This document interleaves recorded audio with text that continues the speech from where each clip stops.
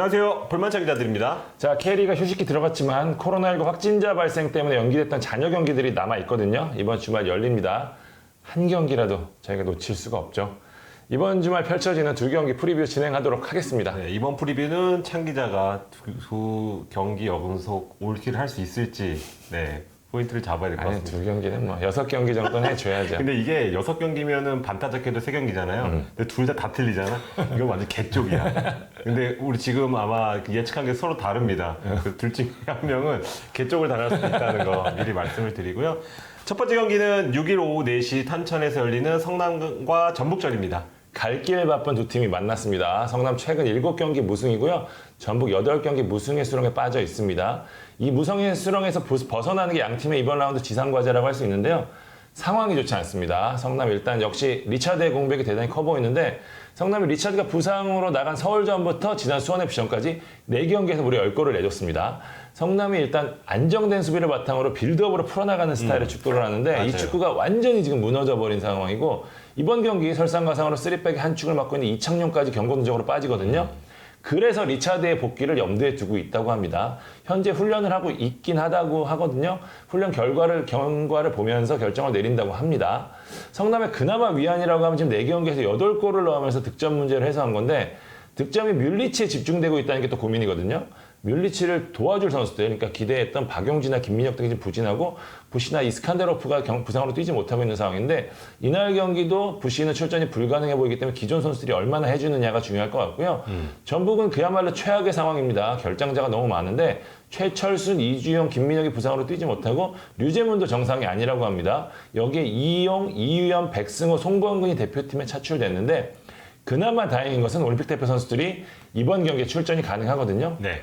그러니까 가장 큰 지금 전북의 문제가 어디냐? 풀백입니다. 지금 아예 자원이 없는데 지금 최철순, 이주영, 이용이 빠져버린 상황이거든요. 그래서 자원이 없는 상황인데 그나마 다행인 게 앞서 언급드린 대로 이유연이 돌아오기 때문에 한 자리는 메울 수 있고요. 나머지 자리는 아마 지난 대구전에서 뛰었던 박진성이 왼쪽 수비수로 나서지 않을까라는 좀 생각이 들고요. 네.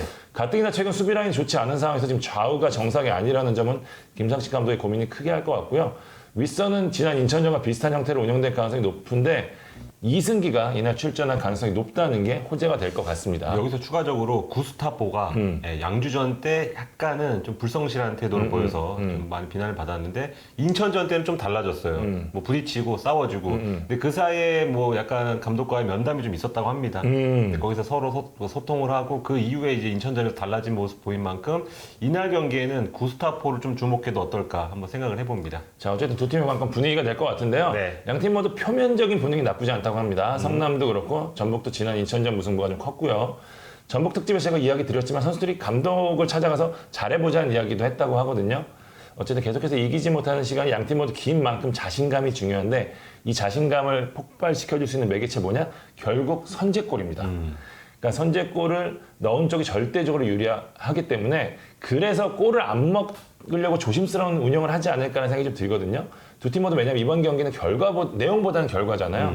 그렇기 때문에 양 팀 모두 수비 라인이 정상이 아니라는 점에서 수비의 리더인 마상훈과 홍정호의 역할이 중요하고요. 왜냐면 성남과 전북에는 지금 어쨌든 확실한 골잡이가 있잖아요. 뮬리치는 뭐 복귀 후에 물오른 득점력 계속 보여주고 있고 이루첸코는 좀 부진하지는 하지만 방심할 수 없는 선수고요. 뭐 구스타보 지금 얘기해 주셨고 네. 자칫 수비가 한순간 흔들리면 바로 골로 이어질 수 있기 때문에 전체적으로 수비를 잡아줄 마상훈과 홍정호가 어떤 플레이를 펼치느냐가 경기의 성패를 쥐고 있다고 봐야 될 것 같고요. 최근 맞대결에서는 전북이 2연승 달리고 있는데 경기 내용 팽팽했거든요. 여기에 성남이 홈에서만큼은 전북이 강했습니다. 그렇더라고요. 최근 3경기 홈 경기에서 모두 지지 않았거든요. 최근 흐름과 동기부여 등을 보면 팽팽한 경기가 될 것 같습니다. 아, 이거 저득점, 고득점 감이 안 잡히는데 예측해 주시죠. 전 이 전북승으로 가겠습니다. 어. 그러니까 지난 인천전 무승부가 아마 모멘텀이 될 가능성이 높다는 생각이 좀 듭니다. 저는 무승부 찍겠는데요. 김남일 축구가 기세가 좋을 때의 전북 상대로 나쁘지 않았거든요. 지난 인천 전북전과 비슷한 양상이 펼쳐질 수도 있다고 생각을 합니다. 자, 두 번째 경기는 6일 오후 4시 반 대팍에서 열리는 대구와 서울과의 경기입니다. 꼭 1년 전인 2020년 6월 14일이죠. 대팍에서 양팀이 맞붙어서 대구가 6대0 스코어로 식스핸드 서울. 승리를 했습니다. 현재 양팀의 기세 차이도 이 스코어 정도라고 조금 보여지는데요. 그야말로 극과 극. 대구는 리그 9경기 연속 무패, 최근 2연승 내달리면서 전북 내리고 3위까지 올라갔습니다. 이대로 우승하자 이런 분위기가 조금 감지가 되고요. 서울은 같은 9경기에서 단 1승도 거두지 못하면서 11위에 머무르고 있습니다. 한 팀은 2위를 향해 또 다른 팀은 하위권 탈출을 향해서 승점 3점이 필요한 상황인데 현재 스쿼드 상태에도 대구가 좀 더 낫다고 보여집니다. 일단 전력의 핵심인 공격수인 세징야 에드가 김진혁이 건재하고 올림픽 대표로 차출된 정태욱, 정승원, 김재우가 창 기자가 얘기해줬듯이 돌아옵니다. 여기 김학범호에 다녀오면 맞아요. 선수들이 컨디션이 바짝 맞아요. 올라간 상태로 약간 지칠 게 아닌가 우려가 되지만 바짝 올라온 상태로 오기 때문에 컨디션 문제는 크게 걱정할 필요가 없을 것 같고 여기에 요새 특히 기자뿐만 아니고 관계자들도 이 이름을 많이 거론하더라고요. 맞아요. 예, 이진용이라고. 대구 강태. 예, 2001년생인데 지금 박주전 꽤 찼습니다. 근데 지난 경기에서 경고 누적으로 빠졌잖아요. 근데 이날 돌아옵니다. 그래서 이용래와의 어떤 쌍용 그 조합을 만들 수가 있거든요. 이 두 선수가 어떤 정교함, 섬세함 이런 것보다는 좀 파이팅이나 투쟁심이 굉장히 돋보이는 듀오인데 상대 팀에는 지금 기성용 오스마르라는 정교한 듀오가 있어요.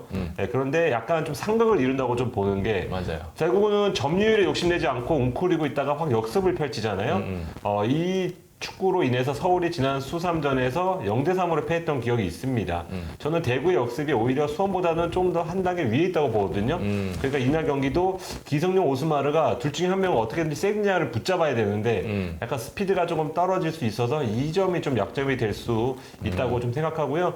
서울이 이거를 좀 반전하려면 일단 뭐 너무 뻔한 얘기지만 공을 안 뺏겨야 돼요. 그냥 수원전 돌아보면 너무나 쉽게 공을 뺏겨서 역습을 얻어맞는데 따라갈 힘은 없고 이런 패턴으로 실점을 반복을 했었는데 일단 공 소유권을 유지하려면 기스마르 둘이서 축구는 할 수 없으니까 측면 선수들이 공을 잡았을 때 허투루 낭비하지 말고 다시 공을 되돌려 준다거나 아니면 공을 뭐 그 돌파를 한다거나 이렇게 조금 공 소유권을 좀 늘려야 될 것 같고 지금 일단 햄스트링 다친 나상호가 출전 가능성이 반반이에요.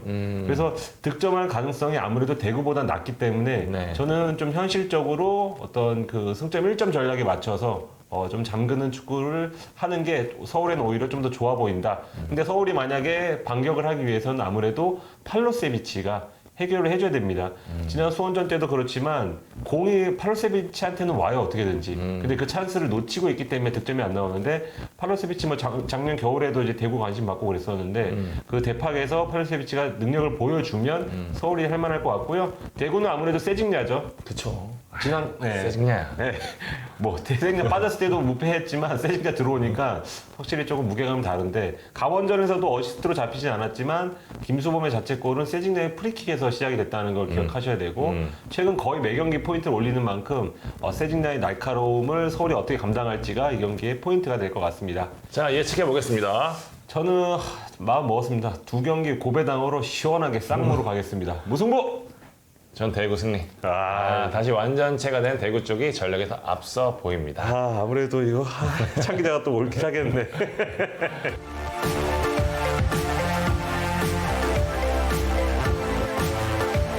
자, 두 경기 프리뷰 해봤습니다. 5일에 투르크메니스탄과 카타르 월드컵 예선이 있거든요. 모처럼 시원한 승리로 대표팀을 둘러쌌던 안 좋은 목소리 잠재웠으면 좋겠고요. 대표팀 잘 되면 K리그 팀 봤잖아요. 네. 대표팀에 대한 응원도 다들 보내주시면 좋겠습니다. 네, 대표팀도 K리그도 응원하면서 볼만찬 기자들은 앞으로도 계속되겠습니다. 감사합니다.